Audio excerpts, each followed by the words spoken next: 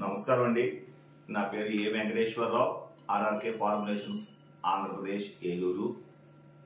ముందుగా ఈ వీడియో చేయడానికి ప్రధానమైన కారణం ఏంటి అంటే, ప్రస్తుతం గత 15 రోజులుగా మన ఆంధ్రప్రదేశ్లో కానీ, ఒడిస్సా, వెస్ట్ బెంగాల్, అలాగే తమిళనాడు, ఈ రాష్ట్రాలన్నింటిలో కూడా మనకి విపరీతమైనటువంటి టెంపరేచర్లు తగ్గిపోవడం జరిగాయి. యాక్చువల్గా మన ఆక్వాకల్చర్లో ప్రధానంగా మన యొక్క మత్స్య పరిశ్రమకి అనగా మనకి చేపల పెంపకందారులకి కనీసం తక్కువలో తక్కువ 28 డిగ్రీల సెల్సియస్ టెంపరేచరు 24 గంటలు కూడా మనకు ఉండాలి.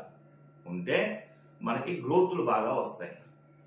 చలికాలంలో సహజంగానే కొంచెం గ్రోత్లు కొంచెం స్లోగా ఉంటాయి. కానీ ఈ యొక్క చలిగాలులు 15 రోజులుగా చలిగాలులు విపరీతంగా పెరగడంతో డే టైం టెంపరేచర్లు తగ్గిపోయినాయి, రాత్రి సమయాల్లో ఇంకా తగ్గిపోయినాయి. కొన్ని ప్రాంతాల్లో రాత్రి సమయంలో తెల్లవారుజాము 2 to 4 మధ్యలో 20 డిగ్రీలకి, కొన్ని ప్రాంతాల్లో అయితే 15 డిగ్రీలకు కూడా పడిపోవడం జరుగుతుంది. దీని వలన మనకి ఈ యొక్క చేపల పెంపకం చేసేటువంటి రైతులకి వచ్చేటువంటి ఇబ్బందులు ఏంటి, ఆ ఇబ్బందులను అధిగమించడానికి మనం తీసుకోవాల్సినటువంటి జాగ్రత్త చర్యలు ఏంటి? ప్రధానంగా ఇబ్బందులు ఏంటి అంటే ప్రధానంగా మనకి ప్లాంక్టన్ ఆటోమేటిక్గా ఈ టెంపరేచర్స్ డౌన్ అయిపోయినప్పుడు ప్లాంక్టన్ క్రాష్ అయిపోతుంది. ప్లాంక్టన్ క్రాష్ అయిపోయి ఏమవుతుందంటే ఆటోమేటిక్గా మనకు చెట్ల కింద ఒక మూలకి ఈశాన్యం మూలకి వచ్చేస్తూ ఉంటుంది. వాటిని తినటం వల్ల చేపలకి ఇండైజెషన్ ప్రాబ్లం రావడం జరుగుతుంది, అంటే అరుగుదల తగ్గిపోతుంది మనకి. మరొకటి వాటర్ యొక్క పారామీటర్స్ చాలా వరకు డిస్టర్బ్ అవుతాయి.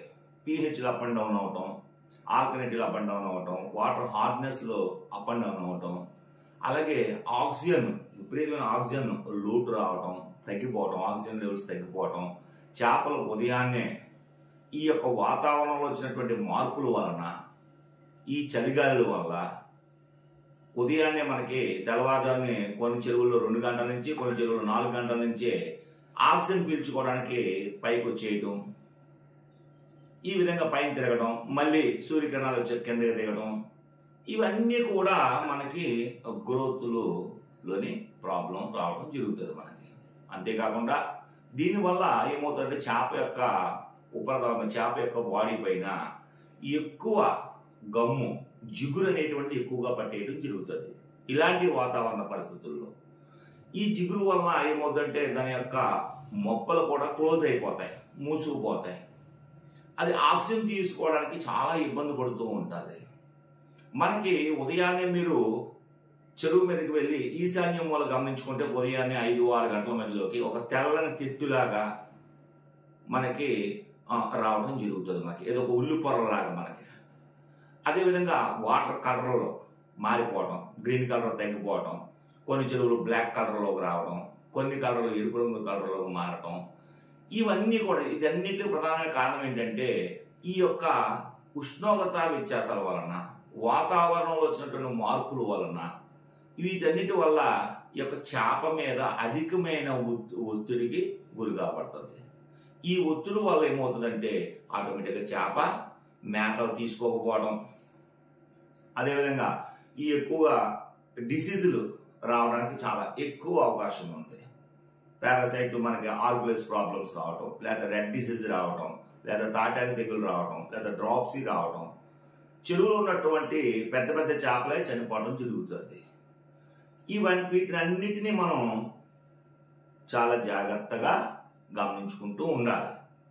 సో ఇప్పుడు మనం ఇలాంటి సమస్యలు మనకి ఏమి రాకుండా, ఇబ్బంది లేకుండా, ఈ వాతావరణంలో మరలా మనకి కాస్త టెంపరేచర్ డెవలప్ అయ్యే వరకు మనం తీసుకోవాల్సిన జాగ్రత్త చర్యలు ఏంటి అంటే, ఒకే రోజు ఉదయం 9 గంటలకి ఆర్ఆర్కే వాళ్ళ యొక్క బ్యాక్టోకిల్ ఎకరానికి ఒక 1/2 లీటర్ బ్యాక్టోకిల్ ఈ ప్రోడక్ట్ని మీరు వాటర్లో కలిపేసుకుని ఉదయం 9 మేతలు అయిపోయిన తర్వాత 9 గంటలకి శుభ్రంగా చెరువు అంతా అప్లై చేసేసుకోవడం.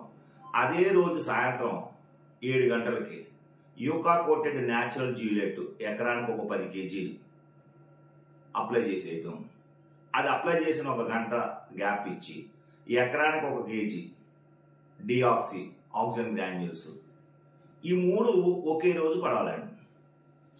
ఈ విధంగా మీరు 15 రోజులకు ఒకసారి కంపల్సరిగా ఇలాంటి వాతావరణ పరిస్థితుల్లో తప్పనిసరిగా మనం ప్రతి 15 రోజులకి కూడా మనం ఈ పని చేయాలి. దీనివల్ల ఏమవుతుంది అని అంటే మనకి ఈ యొక్క వాటర్ పారామీటర్స్ వీటి వల్ల మనకి బ్యాక్టోకిల్ వల్ల ఈ యొక్క జీరియల్ గ్రాన్యూల్స్ వల్ల ఆక్సిజన్ గ్రాన్యూల్స్ వల్ల మనకి వాటర్ పారామీటర్స్ అన్ని స్టెబిలైజ్ అవ్వటం, మరొకటి చేప మీద అధికంగా ఉన్నటువంటి ఈ యొక్క జిగురుని తొలగించడం, చేపకి ఎంత అవసరమో అంతవరకు మాత్రమే జిగురుంచుకుని మిగతాది రిలీజ్ అయిపోతుంది ఆటోమేటిక్గా.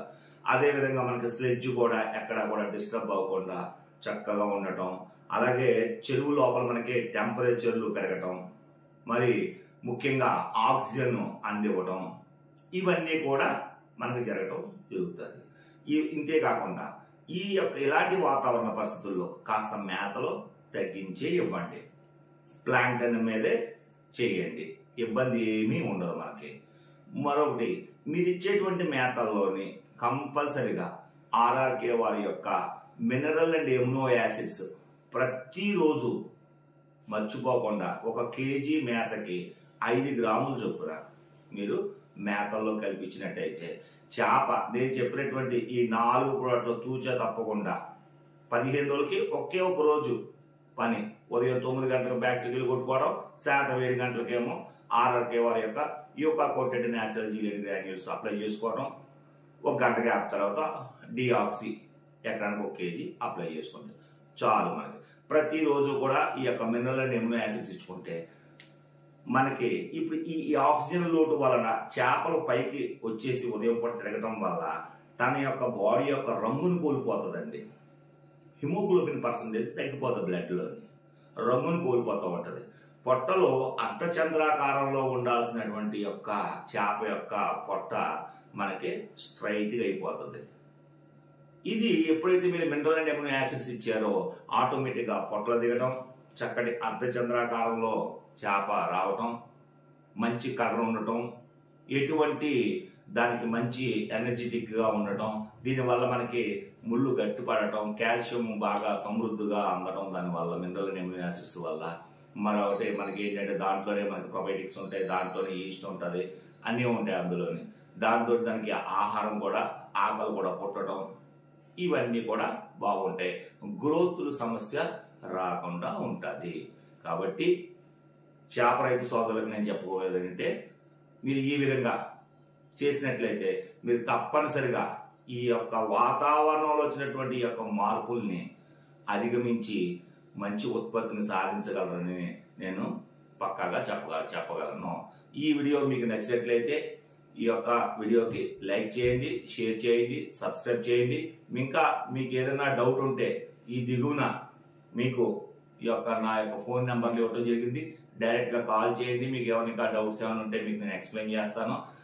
అదేవిధంగా ప్రతి ప్రోడక్ట్ యొక్క లింక్ కూడా ఇవ్వడం జరుగుతుంది. దాని యొక్క డిస్క్రిప్షన్, దాని యొక్క ఉపయోగాలు అన్నీ కూడా లింకులో కూడా ఉంటాయి, అవి కూడా మీరు చదువుకోండి. మీకు ఎటువంటి సమస్య వచ్చినా ఈ చేపల పాలనలో మనకి ఎటువంటి ఇబ్బంది వచ్చినా సరే కల్చర్లోని నన్ను డైరెక్ట్గా సంప్రదించవచ్చు.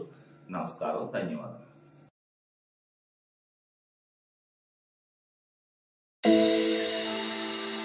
Thank you.